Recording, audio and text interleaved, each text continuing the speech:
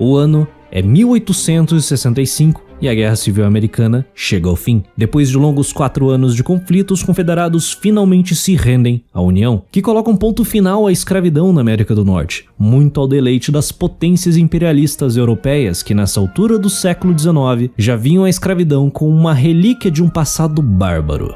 Isso em seus territórios europeus plenamente industrializados, porque em suas colônias a servidão comia solta. O movimento abolicionista foi um dos primeiros exemplos na história humana onde o lucro imediato foi preterido frente aos direitos humanos, um conceito que havia sido formalizado muito recentemente durante a Revolução Francesa, que os ignorou fortemente, mas a ideia se estruturou ali. O Reino Unido foi a primeira nação na história que efetivamente deu fim à escravidão, em 1833 com o Slavery Abolition Act, que libertou mais de 800 mil escravizados em suas colônias do Caribe, África do Sul e Canadá. Mas é claro, nem tudo são flores. Deixar de tratar um negro como um objeto para tratá-lo como uma pessoa demorou mais um pouquinho. A escravidão sai de cena e as leis de Jim Crow assumem o seu lugar. Entre o fim da Guerra Civil e o movimento dos direitos civis são quase 100 anos, e durante todo esse período a segregação racial foi lei nos Estados Unidos, Canadá e África do Sul, e posteriormente adotada na década de 30 pela Itália fascista e Alemanha nazista. Mesmo com a derrota do eixo e o colapso de suas teorias racistas, os burocratas americanos fecharam os olhos para como eles mesmos tratavam a população negra em seu país, inclusive aqueles que sangraram e morreram nos campos de batalha da Europa e Ásia em uma guerra que não era deles. E foi assim até o fim da década de 50, quando o movimento dos direitos civis conquista a atenção do mundo e revela ao planeta o que estava acontecendo na América. Um século depois do fim da escravidão, os afro-americanos finalmente haviam se tornado cidadãos, e o mercado estava pensando em como eles iriam fazer dinheiro em cima disso. Com o fim do apartheid americano, o apartheid sul-africano havia se tornado o novo elefante no meio da sala. A comunidade internacional não sabia exatamente o que fazer com a África do Sul. Agora que os americanos perceberam que segregar pessoas com um pouco mais de melanina era errado, o resto do bloco ocidental deixa de fazer vista grossa ao racismo institucional de seus aliados. Nas décadas que viriam, sanções econômicas das potências ocidentais foram feitas contra a África do Sul com o objetivo de forçar o seu governo a derrubar as leis segregacionistas. Só que nesse caso não foram os governos que iniciaram as sanções contra o país, foram as empresas que começaram esse boicote. Liam Sullivan era um pastor batista, ativista dos direitos civis e membro do conselho da General Motors, que era na década de 70 a maior companhia do planeta. Como homem negro, ele era obviamente contrário ao regime do apartheid. Em sua posição de poder, ele resolveu fazer algo. Em 1977, ele desenvolve o que viria a ser chamado de Princípios de Sullivan, que foram 6 pré-requisitos que a companhia exigia de seus funcionários para executar os seus negócios em qualquer lugar do mundo. A GM era a maior empresa em operação na África do Sul e a que mais empregava funcionários negros. Os princípios de Sullivan entraram em rota de colisão direta com as leis segregacionistas. Esse foi o início efetivo de uma campanha massiva de desinvestimento que estava sendo gestada desde a década de 60. Mas no contexto da Guerra Fria, Washington não queria isolar a África do Sul. Sabendo disso, diversos investidores ativistas anti-apartheid organizaram um lobby que defendia a aplicação dos princípios de Sullivan em seus negócios e, por consequência, o desinvestimento naquele país. E o que se seguiu foi uma gigantesca pressão nas empresas sul-africanas listadas na bolsa, que agora estavam sendo confrontadas com a seguinte questão: se implementarem os princípios de Sullivan em suas companhias, eles estarão quebrando as leis do seu país. Mas se eles se negarem, os preciosos dólares norte-americanos vão embora. Essa pressão toda escalou até que finalmente se tornou política de Estado. Em 1986, o governo americano impôs embargos que devastaram a já fragilizada economia sul-africana, e com isso, o resto do planeta vem a reboque. O regime do apartheid viria a colapsar 8 anos depois. O mercado aprendeu uma coisa nessa batalha de mais de 2 décadas travada contra o governo sul-africano: que pautas sociais são extremamente poderosas, independente de qual seja ela ou o seu objetivo final. Nesse caso, era literalmente o fim de um regime racista, mas as estratégias desenvolvidas e aplicadas nesse período poderiam ser a favor ou contra qualquer outra coisa, como por exemplo, o meio ambiente, que estava cada vez mais se tornando uma pauta relevante na política mundial. Em 2004 ocorreu o The Global Compact Leaders Summit, evento anual da ONU que reúne em Nova York líderes mundiais e os maiores players do mercado para discutir assuntos de relevância mundial. A pauta do evento de 2004 era buscar o comprometimento dos mais de 500 convidados a adotar e aplicar em suas áreas, seja governo ou companhias, um conjunto de valores fundamentais que iam de normas trabalhistas e combate à corrupção até direitos humanos e sustentabilidade. É nesse evento que nasce a ideia que viria a se tornar o ESG um ano depois. Environmental, Social and Corporate Governance. O ESG é o sucessor espiritual dos princípios de Sullivan da década de 70, mas que expandiu em todos os sentidos as ideias formuladas por Leon naquela época. A classificação ESG tem se tornado um dos principais indicadores desde a crise financeira de 2008 e vem pautando as decisões das maiores companhias do planeta desde então, como Disney, Apple, Google, Facebook e Microsoft. Mas afinal de contas, o que é ESG? De maneira simplificada, ele é um conjunto de dados que classificam quão boa uma companhia é na gestão de riscos. Na perspectiva do ESG, é analisada a atitude dessas empresas às mudanças climáticas, como elas tratam seus funcionários, como é a gestão interna e o seu impacto na sociedade como um todo. Esses dados são compilados e distribuídos aos investidores, para que os mesmos tenham mais informações para uma melhor tomada de decisão na alocação de seus recursos. E com isso, obtendo lucros investindo em companhias engajadas em combater os maiores problemas da sociedade. Muito lindo isso tudo, né?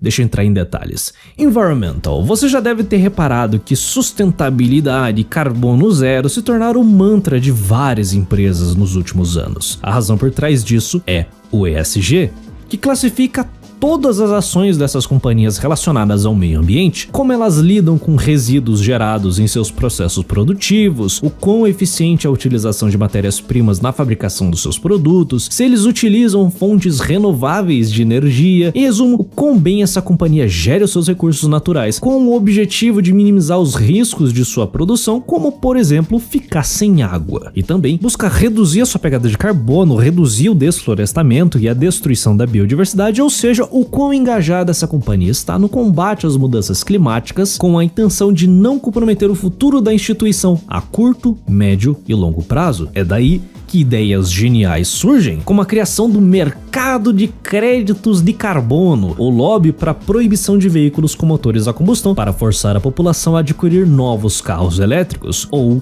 tirar o carregador das caixas dos novos iPhones. Bom, Governance. Dos 3 itens que compõem o ESG, o Governance é o mais lógico de existir e o único a ser aplicado em sua totalidade a qualquer tipo de empresa. Ele consiste na classificação da gestão da companhia, como ela lida com a sua segurança digital, o combate à corrupção e suborno, a transparência de suas contas, se existem mecanismos que suprimam o conflito de interesses entre seus funcionários e muitos outros fatores de risco. Basicamente, essa é uma categoria que analisa a saúde dessa companhia. E chegamos no social e é aqui que mora o problema. Vamos supor que uma empresa tem uma excelente gestão, com funcionários capacitados em toda a hierarquia e que ela tem uma magistral gerência dos seus insumos a fim de evitar ao máximo o desperdício de recursos. Essa empresa fecha todo trimestre no azul e com uma boa margem de lucros. Você deve imaginar que essa empresa tem uma classificação AAA no ESG, né? Mas como sua diretoria é composta por apenas homens brancos héteros, a classificação dela é B.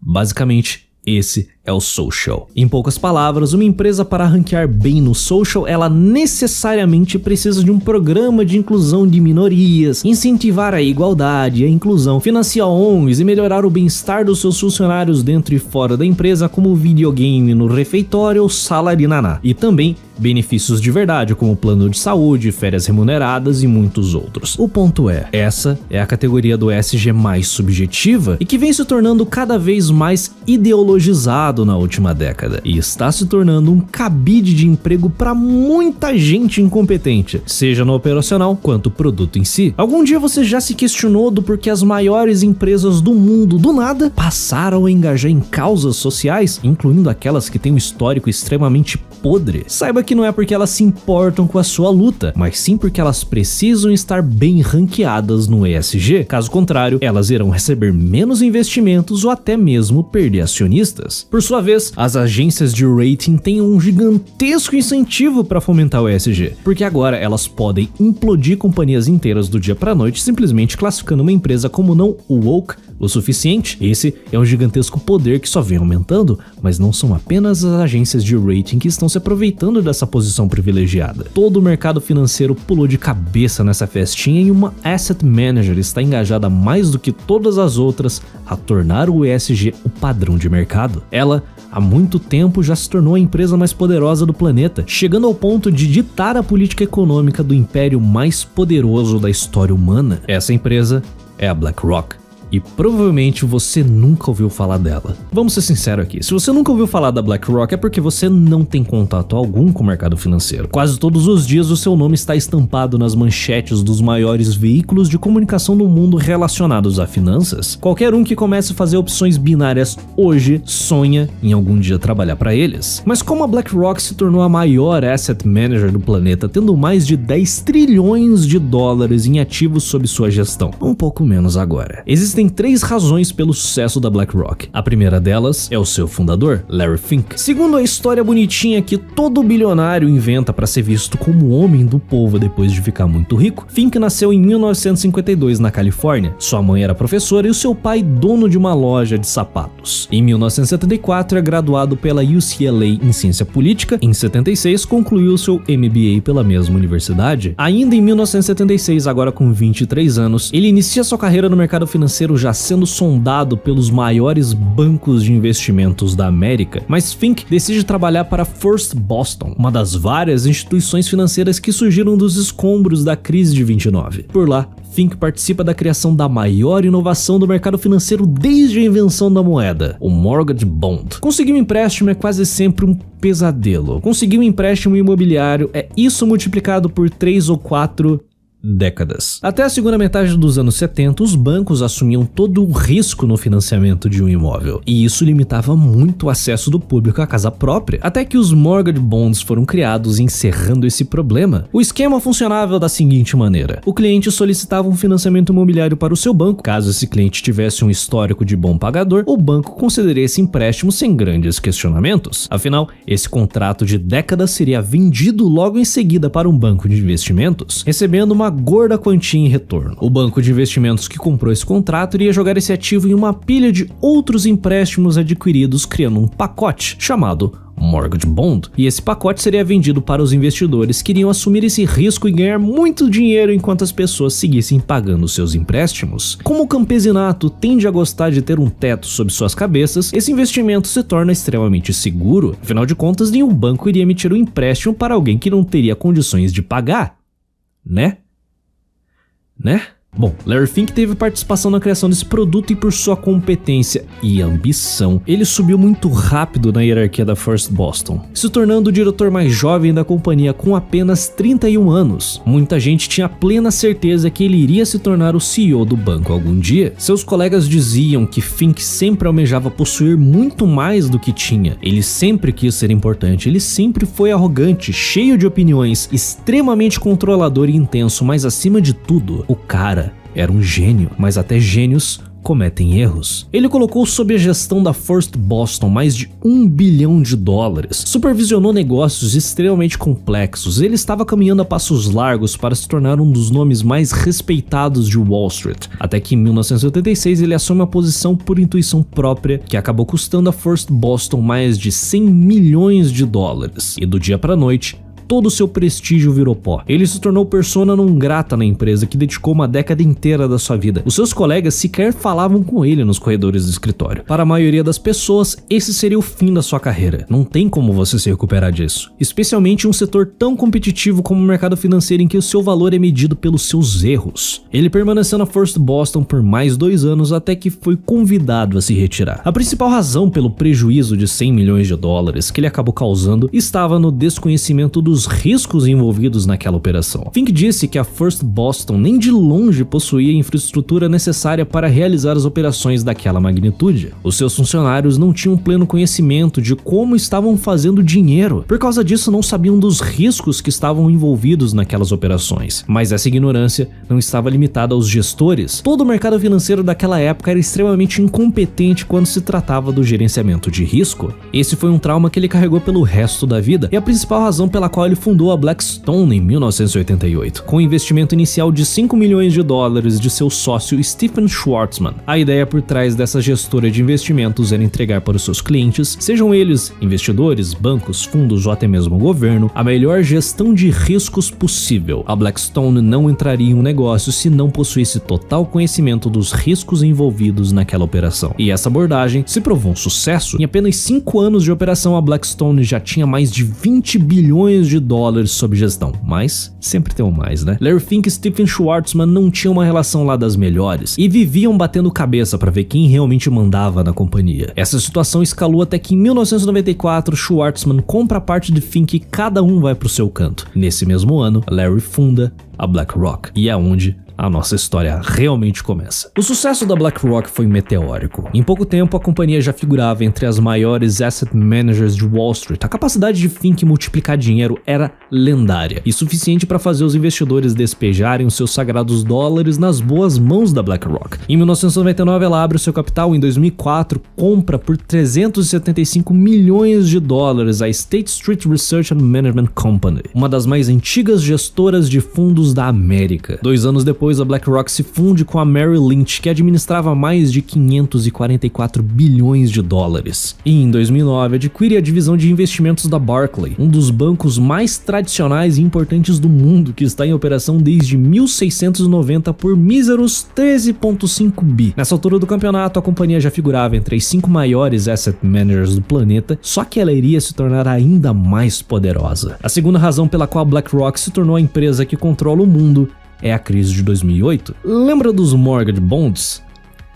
Os bancos obviamente não liberaram financiamento apenas para as pessoas que conseguiram comprovar a sua capacidade de honrar suas dívidas. Até meados de 2007, qualquer um conseguia um financiamento imobiliário sem qualquer questionamento do seu banco. Esses contratos de altíssimo risco eram chamados de subprime. E se você não tá com tremedeira só de ouvir essa palavra, deixa eu resumir a crise de 2008 em um parágrafo da maneira mais simplista possível, porque um dia eu vou fazer um documentário de 5 horas sobre. Basicamente, os bancos estavam emitindo subprime como se não houvesse amanhã. Os bancos de investimento misturavam esses contratos de altíssimo risco com contratos de bons pagadores para dar solidez ao produto e os vendiam para os investidores, que na maior parte das vezes eram bancos e fundos de pensão. Como o mercado imobiliário é visto como a base da economia americana, afinal de contas as pessoas gostam de ter um teto sobre suas cabeças e vão fazer de tudo para manter ele lá, ninguém imaginava que alguns milhões de americanos iriam parar de pagar os seus empréstimos. Quem conseguiu perceber esse tsunami chegando ficou muito rico apostando contra o mercado. A BlackRock não foi um desses felizardos, pois eles dificilmente apostam contra o mercado, mas a empresa era tão sólida que a crise se tornou uma marolinha para eles. O Fed não podia permitir que ocorresse um efeito dominó no mercado financeiro. A falência do Lehman Brothers, um dos bancos mais tradicionais da América, fundado em 1850, já havia sido uma catástrofe que poderia levar à falência de todo o sistema financeiro americano e global, porque todos os bancos compram e vendem dívidas entre si. O Fed foi obrigado a intervir para salvar os mesmos bancos que causaram toda essa crise, só que o Fed não poderia fazer isso sozinho. Eles não entendiam o tamanho do problema que foi jogado no seu colo. Afinal de contas,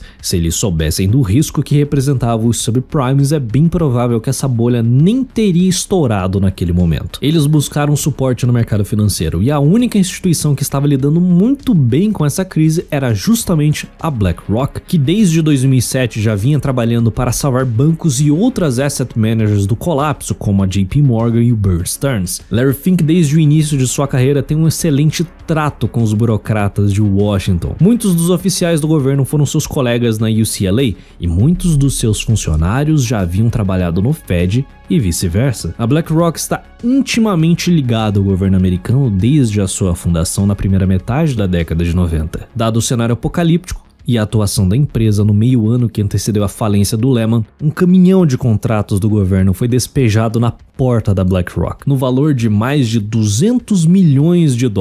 Contratos esses que permaneceram secretos por meses e muitos até hoje não foram revelados ao público. A BlackRock foi responsável pela liquidação de centenas de bilhões de dólares em dívidas de todos os bancos da América e fora dela, como o bailout de 301 bilhões de dólares do Citigroup e 180 bilhões do American International Group. O fato mais interessante nessa história toda, além da submissão do Fed aos comandos de Larry Fink e seus analistas, era de que a BlackRock aceitaria esses contratos do governo mesmo que não recebesse um centavo pelo trabalho. Essa foi a maior peça de publicidade da história econômica americana. Nunca antes outra companhia privada teve tanto poder e autonomia dentro do Fed. A BlackRock literalmente ditou a atuação do mais importante banco central do planeta na resolução da segunda maior crise econômica da história. Esse foi um feito e tanto. Se restava alguma dúvida do poder e influência da BlackRock, a crise de 2008 matou todas elas. Principalmente porque nenhuma outra asset manager teria a capacidade de executar aquele trabalho. Eles possuíam os melhores profissionais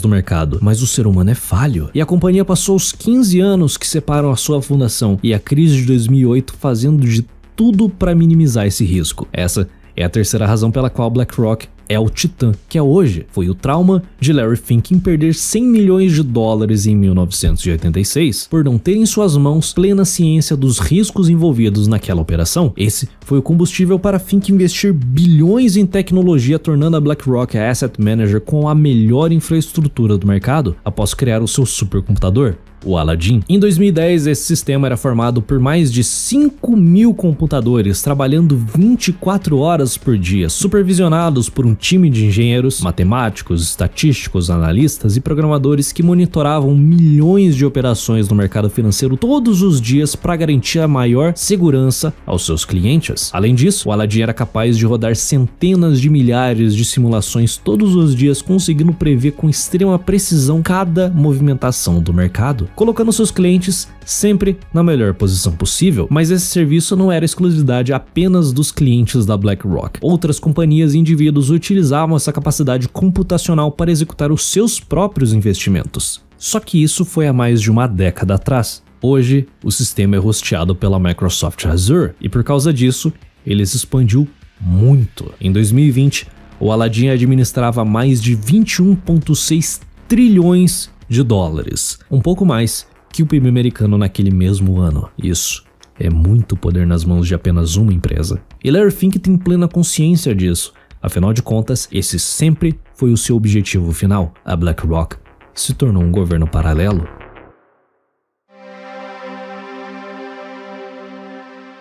Atualmente, a BlackRock oferece basicamente 3 produtos: fundos ativos que tentam superar o índice, fundos passivos que seguem o índice e ETFs, que são fundos geralmente passivos, mas que você compra suas cotas diretamente no seu home broker, como se fosse uma ação normal. Cada produto tem a sua vantagem e a sua desvantagem, e é através deles que a BlackRock ganha muito dinheiro e exerce o seu poder dentro do mercado. Mas é claro, a BlackRock tecnicamente não é dona de 6,20% da Apple, 6,70% do Meta, 6,10% da Alphabet ou 6,90% da Microsoft. Os donos dessas ações são os cotistas, indivíduos e organizações que compram cotas dos fundos administrados pela BlackRock, seja ele ativo, passivo ou um ETF. E esses cotistas cedem o seu direito ao voto para a BlackRock, que vai utilizar esse direito da maneira que melhor servir aos interesses dos seus cotistas na teoria. A BlackRock tem plena autonomia para decidir os rumos das maiores companhias do planeta sem que ninguém possa interferir nisso, porque eles são grandes demais para se importar com as vontades de um cotista individual, mesmo que ele tenha milhões aplicados naquele fundo. A maior parte das companhias que compõem o S&P 500, cujo ETF mais valioso no catálogo da BlackRock está indexado, são tão fragmentadas que um grupo muito pequeno de acionistas consegue controlar os rumos dessas empresas sem muitos problemas. Os 6,10% que a BlackRock possui de Google, para um leigo, pode parecer pouco, mas esse é um valor tão descomunal que torna a voz da BlackRock uma das mais altas entre os acionistas. Se a BlackRock está insatisfeita com o trabalho do CEO da Google, basta que ela convença meia dúzia de acionistas a convocarem uma assembleia, onde será votado o futuro desse executivo. Seguindo a tendência da vasta maioria das empresas com capital aberto ao redor do mundo, a massa de minoritários que só se interessam por dividendos e com o preço dos papéis na bolsa não se darão ao trabalho de votar ressaltar. A BlackRock só terá o trabalho de convencer a Vanguard e mais meia dúzia de outras gestoras de fundo a chutarem esse CEO para colocar outro no lugar. E esse poder de voto será utilizado nas mais importantes decisões que envolvem a gestão e o futuro de uma companhia, e a cada dia que passa, está sendo monopolizado pelas asset managers. As três maiores do mercado, BlackRock, Vanguard e State Street, controlam em média 18,7% das ações de cada uma das companhias listadas no S&P 500. Elas argumentam que não votam em bloco, mas nós fingimos que acreditamos nisso. O ponto é, a BlackRock tem uma agenda bem clara e explícita. Larry Fink, desde 2012, publica em sua carta anual aos CEOs uma defesa a pontos específicos da pauta ESG, seja a sustentabilidade ou uma suposta preocupação com o bem-estar da sociedade. Mas nada muito incisivo, até que em 2018 ele dá um ultimato ao mercado. Nada sutilmente ele anuncia que as empresas que não se submeterem ao ESG não receberão investimentos de sua empresa. Ele diz que a sociedade demanda que as companhias públicas e privadas sirvam a um propósito social, que as empresas não devem se importar única e exclusivamente com o lucro, mas também em contribuir positivamente com a sociedade, e deixa bem claro que as empresas que não estiverem profundamente engajadas com qualquer coisa que seja tendência no momento serão boicotadas pela BlackRock. Mas, palavras ao vento? É só ignorar, né?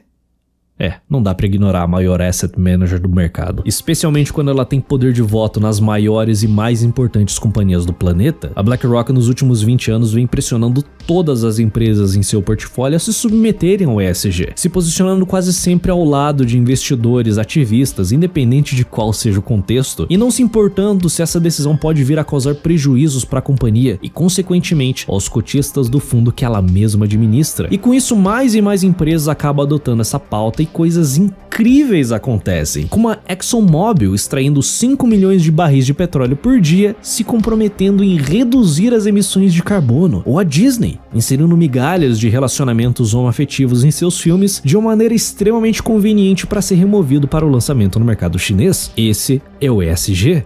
Uma pincelada de governança e um caminhão de hipocrisia, mas que Larry Fink e seus coleguinhas bilionários adoram porque fazem eles se sentirem parte de algo maior do que simplesmente acumular riqueza.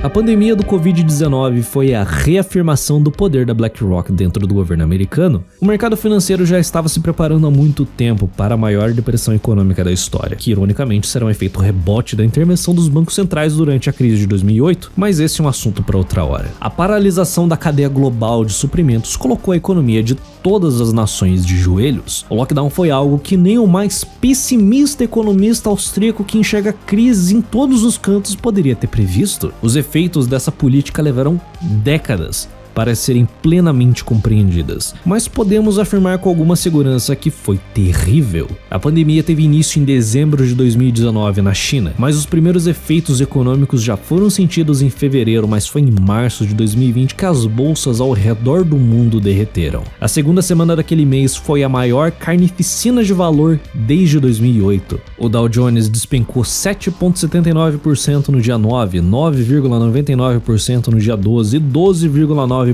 no dia 16, forçando a bolsa a acionar o Circuit Breaker pela terceira vez em 2 semanas. Londres, Nikkei, Xangai, Frankfurt e todo o resto do planeta se viu uma situação ainda pior. A B3 interrompeu as negociações 3 vezes entre os dias 9 e 12 de março. Foi uma catástrofe que parecia ser o início da Grande Depressão que está sendo gestada desde 2008. Os mercados despencaram mais de 30%, mas não foi dessa vez. Os bancos centrais interviram muito rápido antes que as coisas escalassem. E adivinha quem tava lá para limpar a bagunça e colocar as coisas no lugar? Em 25 de março de 2020, o Fed oficializa a contratação da BlackRock para executar um serviço muito similar ao realizado em 2008. Eles iriam estabilizar e acalmar o mercado novamente, impedindo um potencial efeito em cascata. O Fed, pela primeira vez na história, passa a comprar a dívida das empresas e ETFs. E quem iria decidir de qual empresa a dívida seria adquirida, ou ETF, seria